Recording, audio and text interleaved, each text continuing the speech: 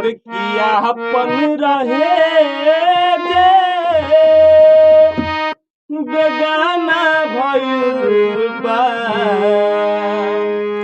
यापन रहे जे बेगाना भइल बा सनम दोसरा के दीवाना भइल बा सनम दोसरा के दीवाना भइल बा आपन रहे जे बेगाना भइल बा आपन रहे जे बेगाना भइल बा सनम दोसरा के दीवाना भइल बा सनम दोसरा के दीवाना भइल बा।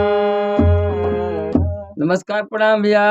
देखिए हमारी राकेश एंड डब्लू दिलदार जी रो सबके बीच में भोजपुरी गायक के रूप में है प्रस्तुत बानी। बहुत बढ़िया गावत तनी रो सभी गाना के का रिस्पॉन्स बा जरूर बताइए कमेंट में। लाइक करब जा सब्सक्राइब कर जा और इनकर गाना के खूब ज़्यादा से ज़्यादा शेयर करब जा डिमांड रहा भैया।